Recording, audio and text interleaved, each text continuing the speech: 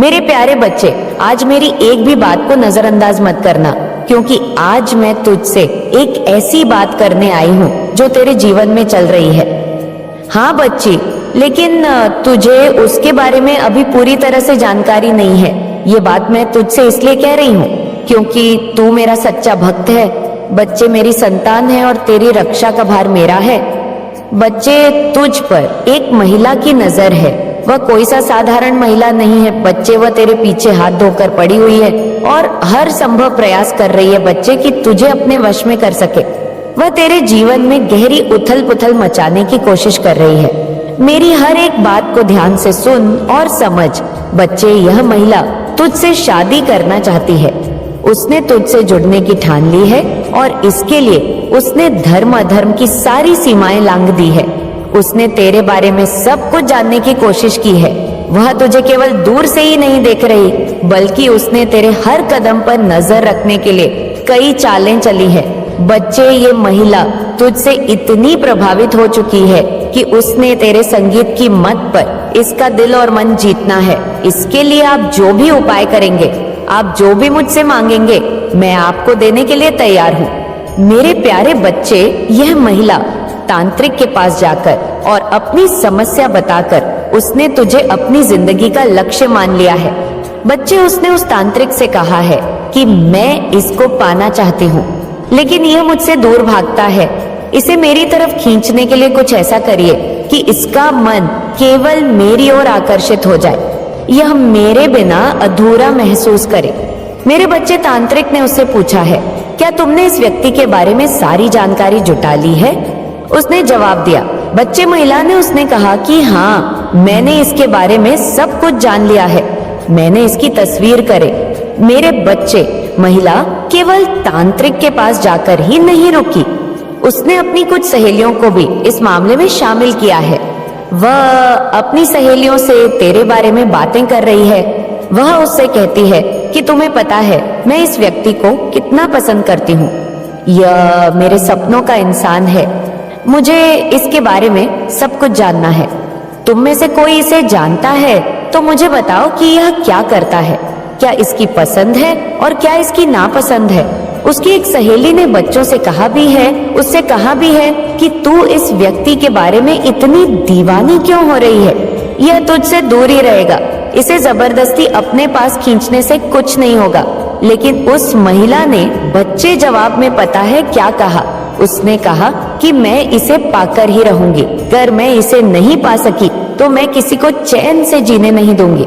मेरे प्यारे बच्चे, ये महिला शिव और शक्ति की बहुत बड़ी भक्त है। ये उनको बहुत मानती है। वह धार्मिक प्रतीत होती है, लेकिन उसका मन अशांत और छल कपट से भरा हुआ है। उसकी भक्ति में शुद्धता नहीं है। हाँ बच्चे, उसने अपनी पूजा और तंत्र साधना का उपयोग तुझे पाने के लिए करना शुरू कर दिया है। उसने तांत्रिक से कहा है, मैं शिव और शक्ति दोनों को उपासक हूँ। मेरे पास पर्याप्त शक्ति और साधन है, लेकिन मुझे आपकी मदद चाहिए ताकि मैं अपने लक्ष्य को पूरा कर सकूं। मेरे बच्चे, तांत्रिक ने उससे कहा है कि इस व्यक्ति को वश में करना आसान नहीं है। इसके चारों ओर एक ऐसी दिव्य शक्ति है जो इसे बचाए रखती है। मुझे इसके ऊपर काला जादू करने के लिए अधिक शक्तिशाली साधन की जरूरत पड़ेगी। उस महिला ने तुरंत जवाब दिया, बच्चे, कि मैं इसके लिए हर कीमत चुकाने को तैयार हूँ। आप जो कहेंगे मैं वो करूंगी, बस मुझे इसे अपने वश में करना है। बच्चे, इस महिला ने तुझसे जुड़ने के लिए और भी कई चालें चली। उसने तेरे दोस्तों और जानने वालों से तेरे बारे में जानकारी जुटाई है। उसने उनकी बातों से तेरा व्यक्तित्व समझने की कोशिश की है। अपनी सहेलियों से भी पूछा है जो मैंने तुझे बताया था, लेकिन मेरे बच्चे, उसकी सहेली ने सीधा बोल दिया है उसे कि अब व्यक्ति बहुत अलग है। यह तुम्हारी बातों में नहीं आएगा। तुम इसके ऊपर जितना भी प्रयास कर लो, यह तुम्हारे करीब नहीं आएगा।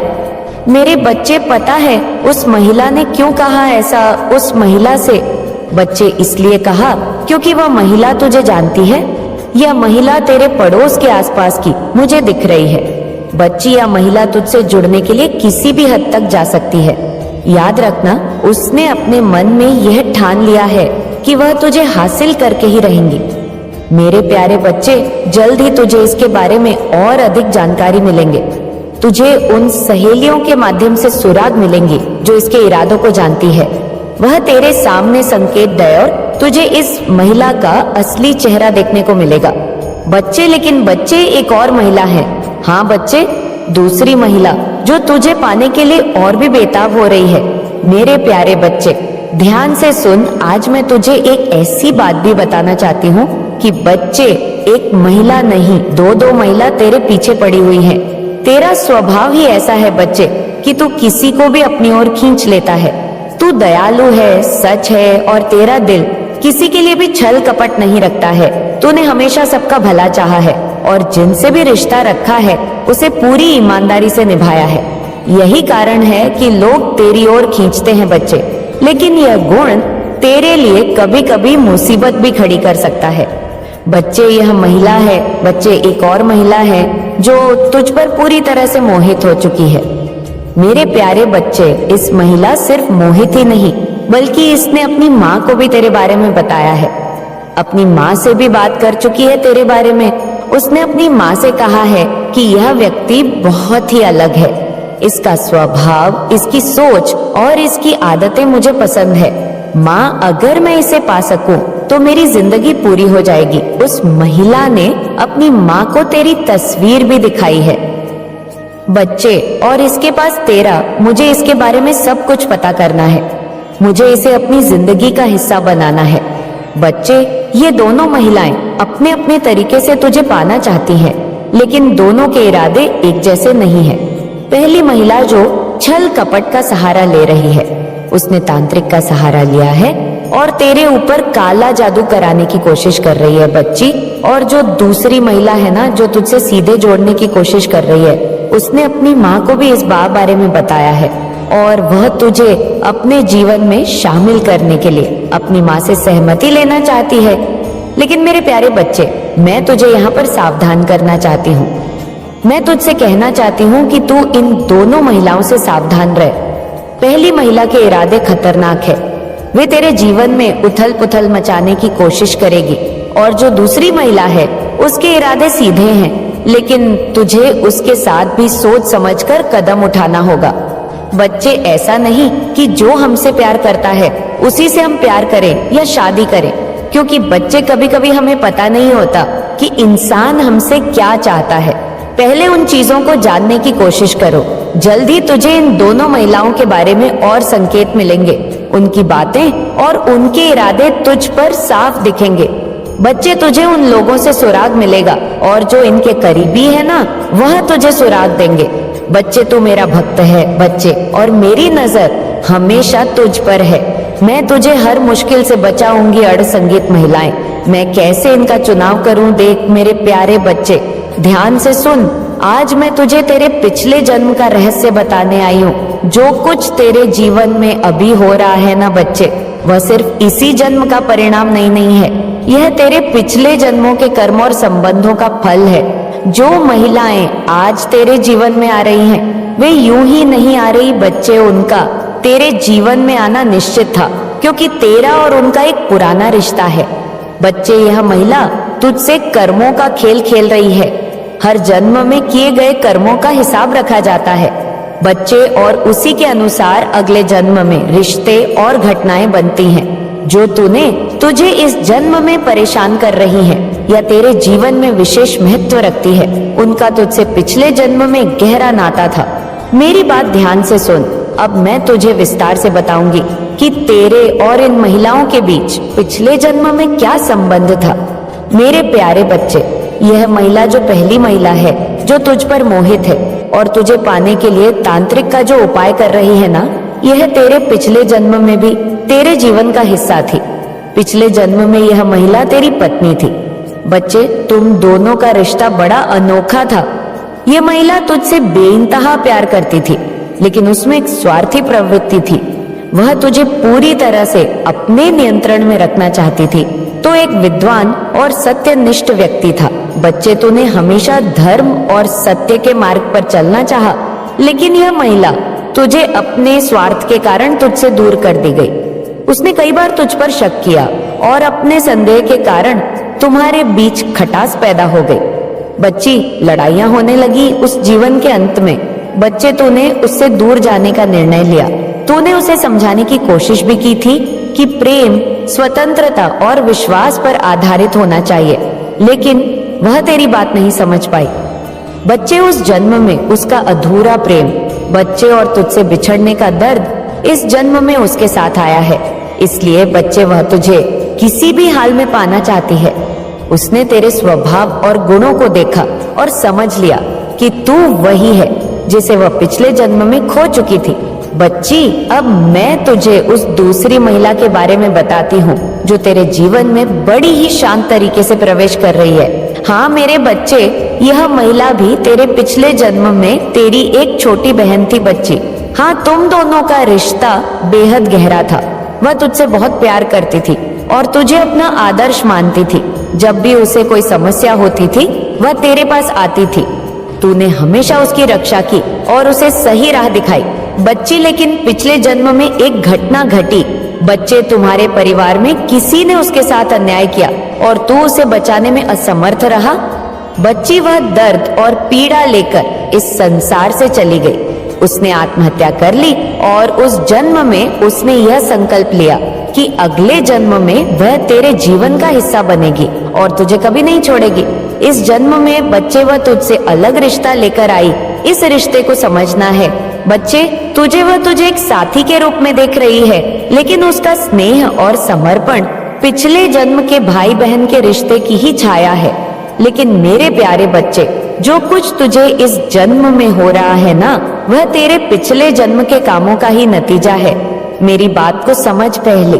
महिला का तुझसे मोह और उसकी तीव्रता, उसका तांत्रिक उपाय करवाना और तुझे पाने के लिए उसकी चाहत, यह सब उस अधूरे प्रेम का परिणाम है जो वह पिछले जन्म में तुझसे पूरी नहीं कर पाई। और जो दूसरी महिला का तुझसे स्नेह है, उसका तुझ पर गर्व करना है और तुझे आदर्श मानना है। यह सब उस पिछले जन्म के भाई बहन के रिश्ते का ही विस्तार है। बच्ची, लेकिन बच्चे, इस जन्म में तुम्हारा रिश्ता कुछ और हो सकता है। मेरे प्यारे बच्चे, मैं ये सब इसलिए बता रही हूँ ताकि तू अपने जीवन में सही निर्णय ले सके। पहली महिला का मोह तुझ पर भारी पड़ सकता है। इसके इरादे केवल प्रेम पर आधारित नहीं है, उनमें स्वार्थ भी छिपा हुआ है। बच्चे, वह अपने अधूरे सपनों को पूरा करने के लिए तेरे जीवन में उथल पुथल मचा सकती है।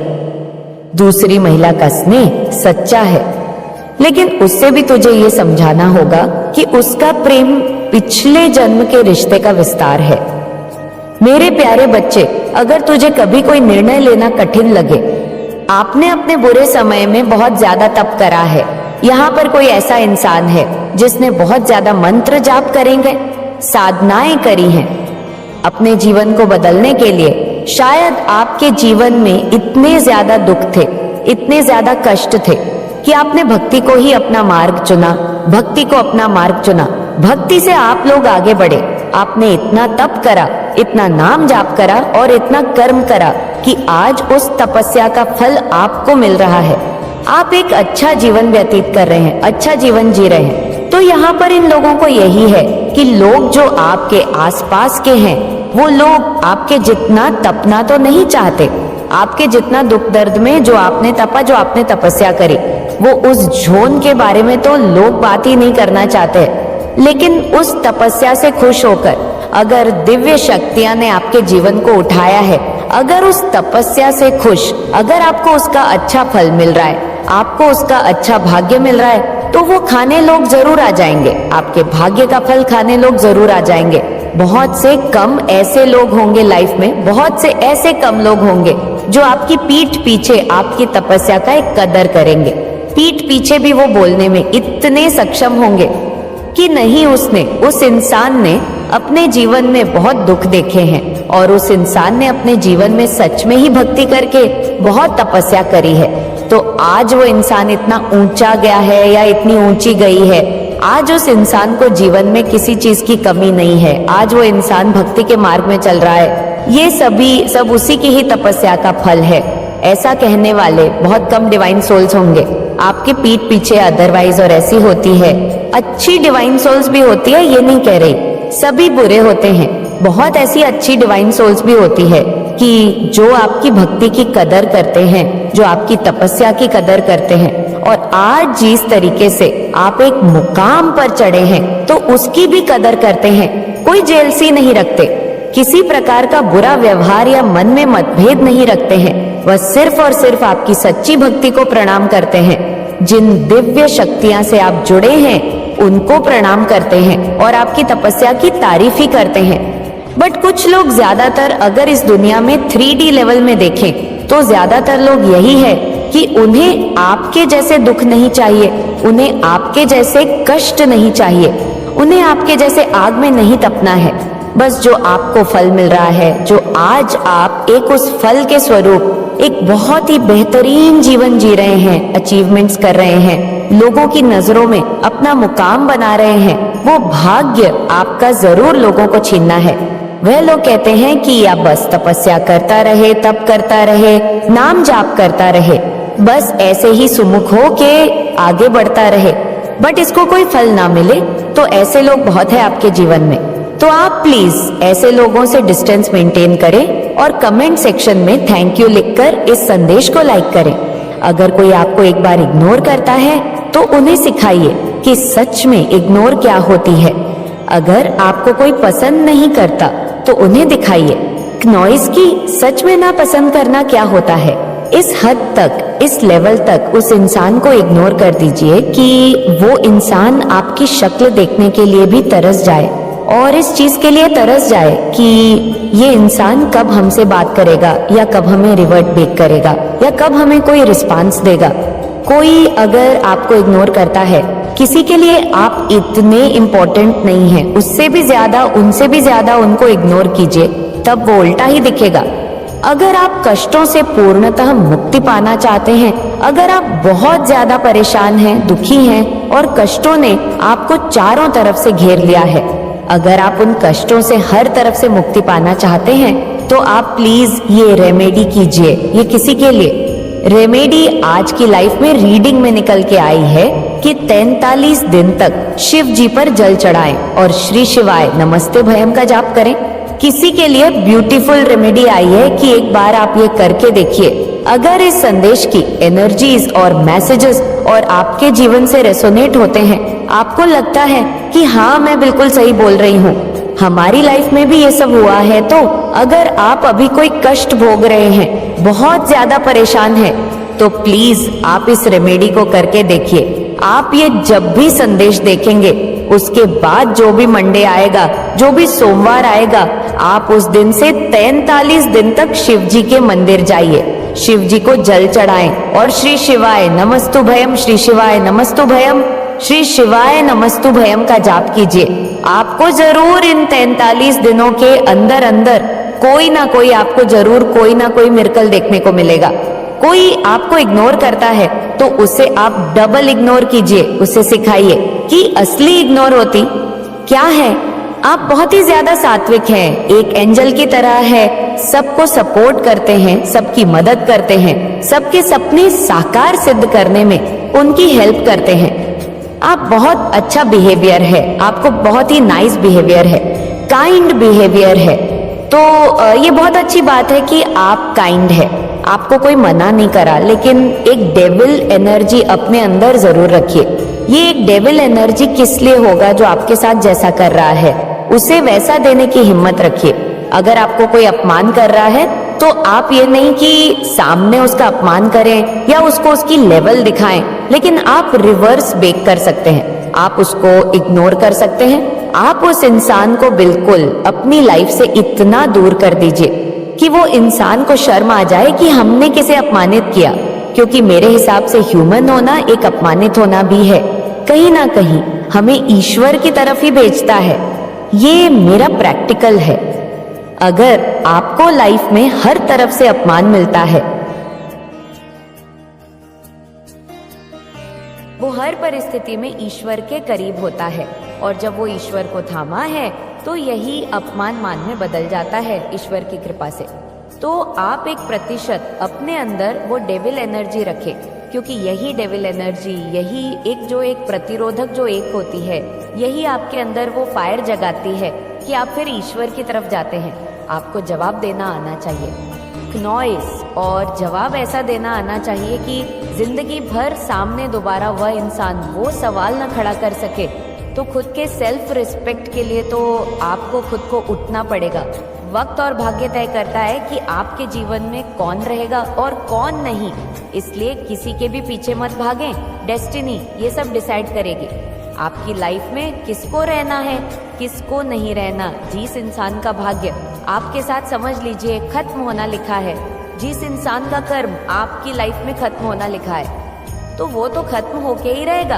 अब उसके हाथ पैर जोड़ना, उसके आगे गिड़गिड़ाना, मुझे मत छोड़ो, मेरे को छोड़ के मत जाओ, इस तरीके से पीछे भागना, ये कहाँ की समझदारी है। इसलिए पूर्ण तरीके से डिवाइन को अपने आप सरेंडर करो। जो चीज आपके भाग्य में है वो आपको मिलेंगे। जो रिश्ते का सुख आपके भाग्य में है उस अर्शियों के साथ ही कुछ भी नहीं होगा। रिश्ते का सुख आपको मिलेगा।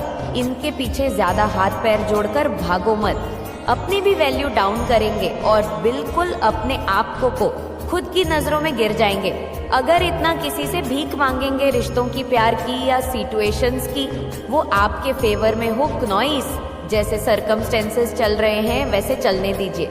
अगर आपके भाग्य में कोई इंसान होगा, चीजें होंगी, तो वे अपने आप ईश्वर आपके जीवन में लाकर ही रहेंगे। आपके भाग्य को, आपके कर्मों को कोई आपसे नहीं छीन सकता। और जो चीज आपके भाग्य में नहीं है, जो चीज वक्त ने तय ही नहीं करी आपकी डेस्टिनी में, आप चाहे कुछ भी कर लें, आपको वो नहीं मिलेगा। कुछ रिचुअल्स करके उसको प्राप्त भी कर लेंगे तो 2-4 दिन के लिए, 2-4 पल के लिए, लेकिन उसके बाद फिर से वही हो जो आपके नसीब में होगा। नॉइस और किसी का जीवन का उद्देश्य है कि आपको मिट्टी में मिलाना, लेकिन ये खुद ही मिट्टी में मिलने वाले हैं। अगर आप अपनी माता रानी पर विश्वास है तो कमेंट में विश्वास लिखकर इस संदेश को लाइक करें। मेरे बच्चे, जो लोग इमोशनल होते हैं, इनको कोई किसी भी तरीके से नाम मोल्ड कर सकता है। इमोशनल लोगों को अपनी चीजों से बहुत लगाव होता है, अपने लोगों से बहुत लगाव होता है, अपनी हर चीज से इनको बहुत प्रेम होता है।